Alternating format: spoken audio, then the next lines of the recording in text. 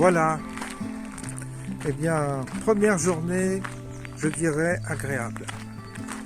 Première journée où il y a une chaleur agréable, pas trop chaud, juste ce qu'il faut, une belle luminosité. Ça faisait longtemps qu'on n'avait pas cette luminosité. Et il y a quelque chose de... une forme de quiétude, une ambiance comme je les aime, c'est-à-dire quelque chose qui ressemble à la paix, qui s'approche de la paix, une forme de quelque chose de paisible, de doux, et c'est bien parce que ça contraste avec les événements que nous sommes en train de vivre, ou tout au moins les réflexions que nous avons sur des hypothèses, des hypothétiques conflits, dégradation de la situation, etc. Donc ça tranche. Et voyez, cette situation où je suis, je vous ai montré quelques images intimes de ma vie, parfois c'est des petits clins d'œil. C'est pas pour comment dire, je pense pas que vous le preniez comme ça, mais il n'y a rien de prétentieux, il n'y a pas de fanfaronnade. Mais il est vrai qu'il y a une adéquation entre le lieu où je vis, et je vous expliquerai cette histoire d'endroit, et mon état d'esprit. Il y a une adéquation que j'ai trouvée. Alors je ne dis pas que ça s'est fait facilement. Ça a été très très dur comme un enfantement. Et c'est très bizarre parce que le lieu où je suis, ça n'a absolument aucun rapport avec mes moyens financiers. Je ne peux pas vous dévoiler pourquoi, mais ça n'a aucun moyen. D'ailleurs, je ne suis pas propriétaire, mais comme quoi ça n'a absolument pas de rapport avec mes capacités financières. Même si j'avais énormément de capacités financières, je ne suis pas là pour dire que j'en ai pas ou quoi que ce soit, c'est pas lié à ça en tous les cas. Ce lieu n'est absolument pas lié à mon pouvoir d'achat. C'est très étonnant, mais c'est comme ça. Et c'est pour ça que le lieu vous savez, quand on choisit un lieu, quand on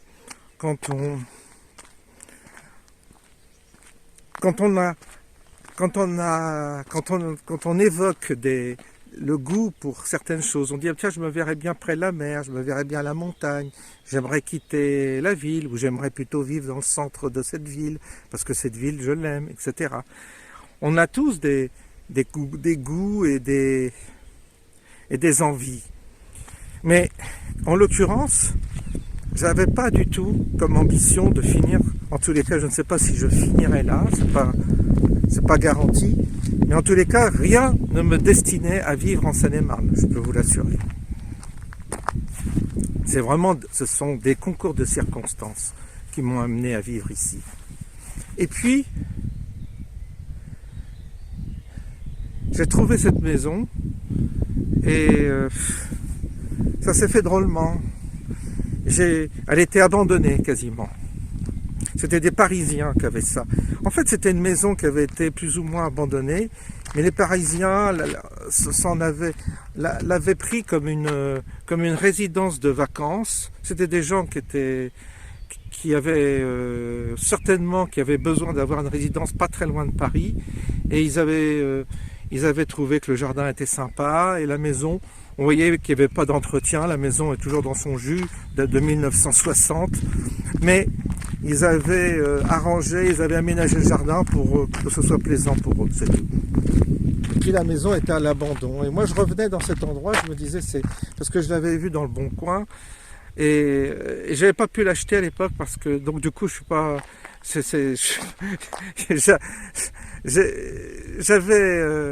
J'avais eu un problème, c'était avant que je sois fonctionnaire, j'étais au chômage et tout, et je pouvais pas. Donc j'avais abandonné le projet, j'y suis revenu, et comme elle était à l'abandon, je m'étais renseigné pourquoi elle est à l'abandon, tout ça. Donc le propriétaire, on avait trouvé un deal pour que je la reprenne et que je l'entretienne, etc. Donc Donc on en est là pour l'instant.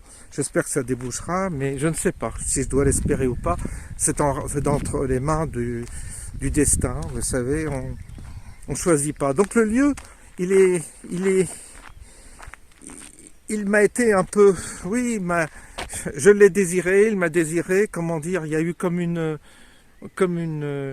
synchronicité qui s'est opérée ici, mystérieuse, parce que je dirais, comme je vous l'ai dit, c'était pas lié à mon pouvoir d'achat, c'était pas du tout lié, c'est vraiment pas lié à une question financière. C'est que ça a été une opportunité de venir ici, et même aujourd'hui, qu'est-ce que vous voulez, les prix de l'immobilier sont en train de baisser. Je sais pas, en fait, ça n'a pas grande valeur financière, sauf que pour moi, ça a une valeur autre. Parce que le lieu est le lieu où je vis et me porte. Et notamment le chemin qui est tout près de ma maison, quand on monte sur le chemin, eh bien, il y a quelque chose qui me porte, qui m'aide. Et donc, je me dis, bah oui, ce lieu, il y a quelque chose. Il y a quelque chose qui me relie à ce lieu. Mais franchement, je suis incapable de vous dire si je resterai là. Ça dépend de l'avenir, ça dépend de beaucoup de circonstances que je ne maîtrise pas. Donc rien ne garantit que je reste là, hein, rien. Mais j'y suis. Et donc simplement, je pense que je veux pas forcer les choses. J'y suis. Si je dois partir un jour, bah écoutez, ce sera pareil, ce sera quelque chose qui m'emmènera ailleurs, pourquoi pas, je ne sais pas. C'est très difficile, hein, très très difficile, parce que je suis sûr que je ferai un choix en fonction de certains critères, de soleil, de climat ou je ne sais quoi, je me planterai. Je préfère que ce soit, que ça vienne à moi comme ça. Je préfère que cet endroit vienne à moi. Mais je ne veux pas trop me projeter avec des idées parfois fausses. Mais je peux dire que j'ai galéré parce que j'ai vécu en banlieue, j'ai vécu à Paris, j'ai été en ville et au fond de moi-même, je voulais quitter cette banlieue. Je voulais m'en aller, mais j'avais pas de possibilité. Et puis d'un seul coup, les choses se sont organisées de telle manière que voilà, je suis là. C'est comme ça que ça fonctionne. Je vous dis ça parce que c'est pour vous partager quelque chose que j'ai vécu qui peut résonner chez vous, qui peut être une indication pour ceux qui sont actuellement comme j'étais avant, c'est-à-dire dans un lieu qu'ils n'apprécient pas forcément, ou qui vivent dans des banlieues difficiles, où il y a de la violence, où il y a de l'agression, où il y a du bruit, où il y a des voisins qui sont turbulents. Tout ça j'ai connu, donc je comprends. Bah dites-vous qu'à un moment donné où il y a une forme entre notre aspiration intérieure et la réalisation matérielle, il y a quelque chose parfois qui se met en place sans que soi-même on développe énormément d'énergie pour aboutir à ça. Des fois ça vient à nous. C'est là qu'il faut être attentif. Enfin, c'est ce que je peux parler de moi, mais bon, je sais pas. Vous savez, c'est pas toujours un critère financier. Ça, je vous le redis parce que c'était assez spectaculaire pour moi. Donc, il y a des gens, ils pensent qu'il faut de l'argent, tout ça. Pas forcément. Ça fonctionne pas comme ça. Non. Bizarrement, pas toujours. Parfois, oui, il en faut, mais s'il en faut, des fois, l'argent arrive, on ne sait pas pourquoi, d'une certaine manière. Mais des fois, ça se réalise sans forcément beaucoup d'argent. Je me souviens, quand j'allais aux États-Unis, il y a des gens qui pensaient que j'étais riche. Mais j'aimais bien aller aux États-Unis pour voir cette nature qui est complètement, cette dimension qui est autre. Puis une énergie particulière là-bas, que je ne ressens pas ici en France. Et bah oui, on trouvait des billets à l'époque, je ne sais pas si c'est le cas encore aujourd'hui, mais on trouvait des billets pas très chers. Puis sur place, louer une voiture, ça coûte rien. Et on allait dans des hôtels où c'était 30 euros, 40 euros la nuit. 15 jours, 3 semaines aux États-Unis, ça coûtait rien, quoi. Ça coûtait des fois ça coûtait moins cher que d'aller sur la Côte d'Azur, louer un appartement ou je ne sais quoi. Et non, c'était pas cher. Mais les gens croyaient que c'était... non, on peut se débrouiller comme ça. Et moi j'aimais bien aller aux États-Unis, j'aimais bien. J'en ai déjà parlé, j'aimais bien. J'aime bien je me disais des fois, tiens, j'aimerais bien. Il y a quelque chose là-bas qui me porte. Là aussi, je n'ai pas d'explication. C'est pas d'explication, c'est pas la culture américaine. Il y a quelque chose dans l'air, il y a une relation à la nature, il y a une force que je ressens, que je ne ressens pas en Europe. En Europe, c'est très beau, il y a de l'histoire, il y a des bâtiments, mais là-bas, il y a autre chose que je ne trouve pas, que je n'ai pas trouvé ailleurs dans le monde, en tous les cas, là où je suis allé. Mais je ne sais pas quoi. Donc, vous voyez, les critères, voilà quoi. Ce qui est important, c'est d'aller dans un endroit où on se sent bien. Il ne faut pas s'occuper de ce que pensent les autres. Je crois que c'est surtout ça. Vous occupez pas de ce que pensent les autres. Ça n'a aucune importance. Et vous occupez pas des gens qui vous disent va ici, va là. Je ne supporte pas qu'on me dise ce que j'ai à faire parce que je ne suis le seul déjà à être concerné et éventuellement à faire moi-même mon choix si j'ai un choix à faire, mais à me laisser guider par ce qui me guide moi et ce qui me correspond moi. Et ce qui correspond à l'autre ne vous correspond pas forcément. Donc, beaucoup de personnes font des projections sur les autres. Ah, tu serais bien là, tu serais bien là. Non, non, non, non. C'est vous qui savez. Vous savez, il y a les gens qui ont un catalogue en tête et qui veulent l'appliquer aux autres. Parfois, l'intention est bonne. C'est pas qu'il y ait une mauvaise intention. Mais il faut arriver à comprendre qu'on est destiné à un lieu. On est tous destinés à un lieu et en fonction de notre âge, en fonction de notre énergie, en fonction de notre état intérieur, en fonction de critères différents et de paramètres différents. Et pour certains, ça sera s'expatrier dans un pays ou dans une culture qui leur convient. C'est s'expatrier en Inde, s'expatrier en Afrique, s'expatrier en Asie, s'expatrier aux États-Unis, en Amérique du Sud, peu importe. Mais c'est en eux quelque chose qui est nécessaire. Parfois, c'est une expérience qui est nécessaire. Pas forcément de rester ad vitam aeternam dans un pays qui n'est pas le nôtre. Mais pour certains, c'est utile de passer. Et je ne parle pas de tourisme, je parle d'expérimentation. Expérimenter une terre, expérimenter une autre culture, expérimenter d'autres êtres humains. Ça, c'est important. Et c'est pas dans la perspective de bouger pour bouger, mais c'est la perspective simplement d'être soi, d'expérimenter, de passer par une expérience qui nous transforme, qui nous ouvre l'esprit, qui nous apporte quelque chose. Et c'est dans ce sens-là qu'on doit raisonner, je crois, en tout cas.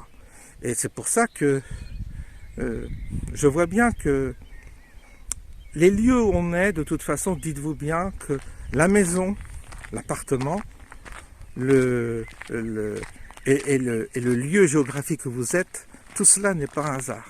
Tout cela a un sens. C'est en accord et c'est en relation avec votre état intérieur, toujours. Quand vous avez votre état intérieur qui change, le lieu change. Si votre état intérieur est évolutif sur un endroit, vous ne changerez pas d'endroit parce que l'endroit sera porteur pour cette évolution. Donc, vous voyez, il n'y a pas de règle générale. Et donc, pour certains, ça sera bien d'être au soleil. Pour d'autres, ce sera bien d'être dans un pays pluvieux, dans un pays du Nord, tout cela. Il n'y a pas de règle. Il n'y a pas de règle. C'est très, très personnel. Alors évidemment, quand vous êtes seul, je dirais que parfois c'est plus facile ou plus compliqué. Mais ce qui est plus facile, c'est d'aller là où vous sentez où vous devez aller. Mais par contre, si vous êtes en couple, c'est parfois un peu le problème, c'est que les deux n'ont pas forcément les mêmes besoins. Et ils n'en sont pas au même stade intérieur d'évolution. Donc le lieu Et il peut convenir à l'un, mais pas à l'autre. Ça arrive souvent. C'est intéressant, ça aussi, d'explorer cette question-là, surtout pour les couples. Parce que des fois, il y a des problèmes de couple qui sont absolument pas liés par rapport à l'harmonie des deux personnes. Peut-être que les deux sont faits pour être ensemble, mais malheureusement, comme ils ne sont pas au même stade d'évolution, ou tout au moins ils ne sont pas dans la même catégorie intérieure, eh bien, ils ont besoin de vivre chacun dans un lieu différent. C'est comme ça. Et c'est pas nécessaire de se séparer parce qu'on a besoin d'un lieu différent. Je dirais que là, il faut aménager. Faut faire attention, des fois, on peut se tromper. Dans un couple, un conflit, les racines d'un conflit peuvent être liées justement à des questions qu'on peut surmonter. Il faut donc bien les identifier, les soucis et les problèmes. Savoir d'où ils viennent. Ça permet de sauver le couple parfois. C'est important.